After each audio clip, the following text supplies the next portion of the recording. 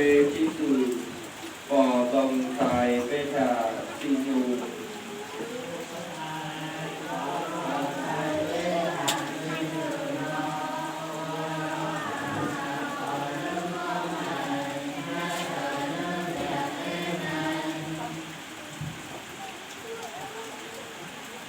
Lạy Chúa, Hội Thánh Chúa thành tâm cầu nguyện và dâng lên Chúa lễ vật này, xin thương gói nhìn và làm cho trở nên của ăn bổ dưỡng giúp chúng con vững bước trên đường đến thánh.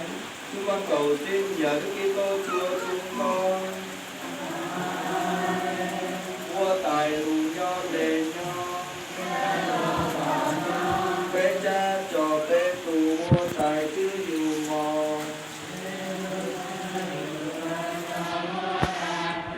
Và thì hơn tài ân thiên.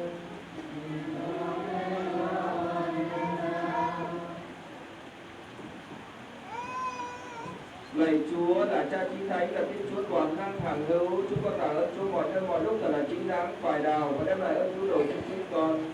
Trong Chúa chúng con được hiện hữu, được sống và hoạt động và khi được tạo dựng với thân xác này, hàng ngày chúng con không những cảm nghiệm được hiệu quả của lòng Chúa xót thương mà còn được bảo đảm hưởng sự sống muôn đời. Vì khi chúng con nhận lãnh Chúa Thánh Thần như ân huệ khởi đầu, nhờ người Chúa đã làm cho Chúa Giêsu từ có chết sống lại, chúng con hy vọng được muôn đời hưởng mầu nhiệm vượt qua.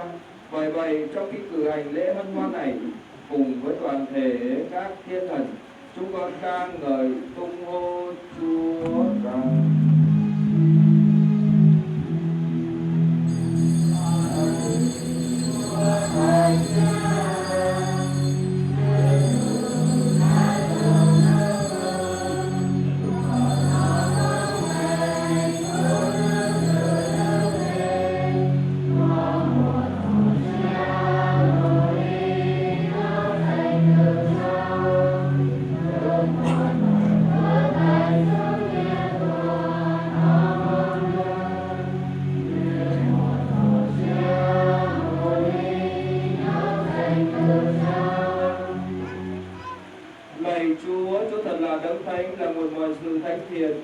Vì thế chúng con này xin Chúa dùng ơn Thánh Thần Chúa thanh hóa những của lễ này để trở nên cho chúng con mình và máu Đức Giêsu Kitô Chúa chúng con. Khi từ nguyện nộp mình chịu khổ hình, người cầm lấy bánh tạ ơn bẻ ra và trao cho các môn đệ mà nói: tất cả các con hãy nhận lấy mà ăn, vì này là mình Thầy sẽ bị nộp vì các con.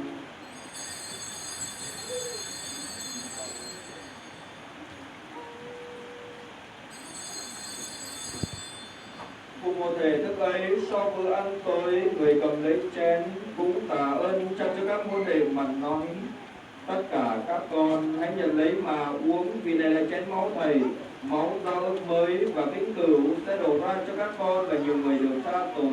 Các con hãy làm việc này mà nhớ đến Thầy.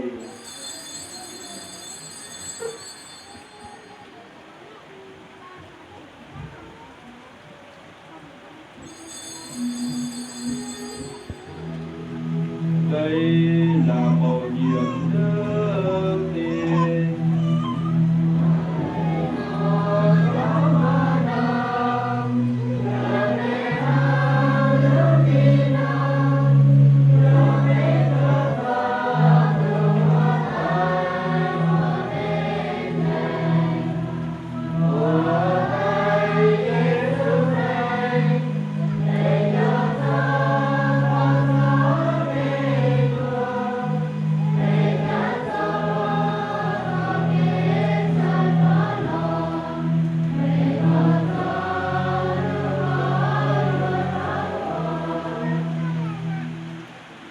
Vì vậy lạy Chúa, khi kinh nhớ con Chúa chịu chết và sống lại, chúng con dâng lên Chúa bánh trường sinh và trên cứu độ để tạ ơn Chúa vì Chúa đã thương cho chúng con, được xứng đáng hầu cần trước tôn nhang và phụng sự Chúa. Chúng con ta biết này xin Chúa cho chúng con khi trong phần mình và máu Thánh Đức Kitô được quy tụ và trở nên một nhờ Chúa Thánh Thần. Lạy Chúa, xin nhớ đến hội thánh Chúa lao động các hoàn cầu kiện toàn hội thánh trong nước mến. cùng với Đức Giáo hoàng Francisco, Đức Giám mục Gioan Maria chúng con và toàn thể hàng giáo sĩ. Lạy Chúa, chúng con trong lời tạ ơn Chúa, xin Chúa ban ơn bình an, ơn như ý cho những người xin lễ hôm nay.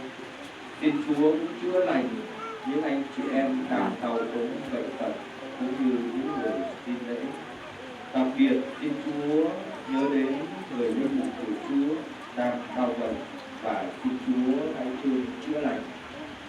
Xin Chúa cũng nhớ đến các tôi tớ Chúa là ông bà, tổ tiên nội ngoại, đặc biệt là hai cháu nhỏ mới qua đời mà Chúa đã gọi ra khỏi đời này về với Chúa.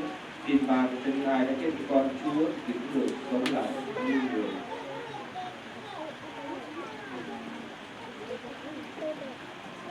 Xin Chúa cùng nhớ đến anh chị em chúng con đang nghỉ trong niềm hy vọng sống lại, và mọi người, đặc biệt các bậc tổ tiên, ông bà, cha mẹ và thân bằng quyến thuộc chúng con đã đi trần trong tình thương của Chúa. Xin cho hết thảy được vào hương ánh sáng con nhan Chúa.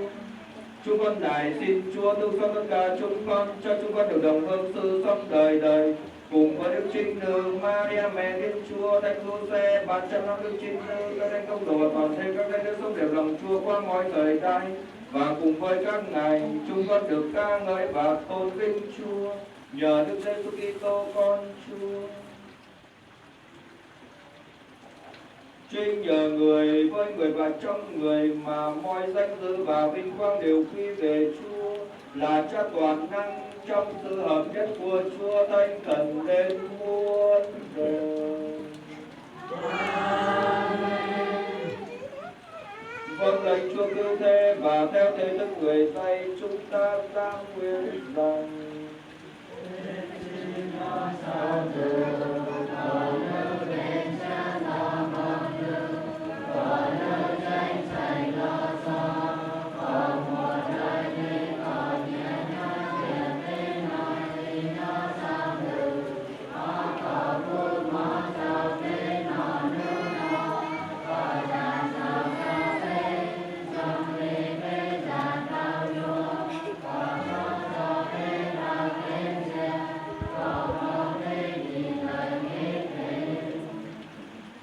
lạy Chúa, xin cứu chúng con khỏi mọi sự dữ, xin oán thương cho những ngày chúng con đang sống được bình an, nhờ Chúa rộng lòng thương cứu giúp. Chúng con sẽ luôn luôn thoát khỏi tội lỗi và được an toàn khỏi mọi kết loạn. Đang khi chúng con mong đợi niềm hy vọng hồng phúc của ngày trở lại của Chúa Giêsu Kitô đấng cứu độ chúng con.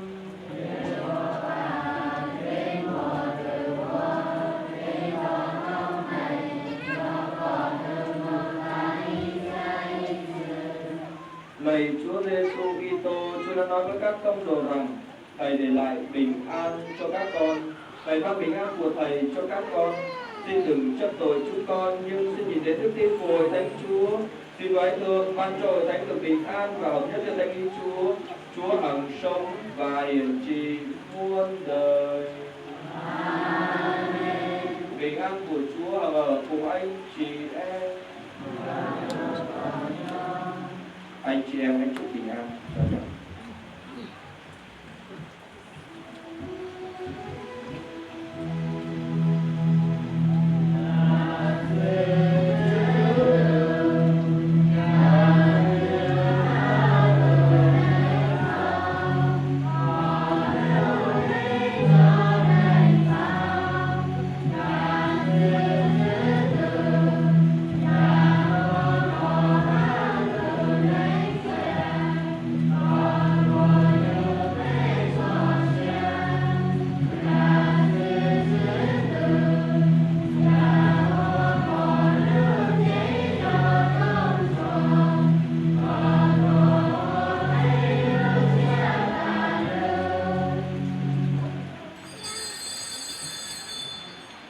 Đây trên Thiên Chúa để đấng xóa tội trần gian, cũng cho ai được mời đến cử tiềm trên Thiên Chúa.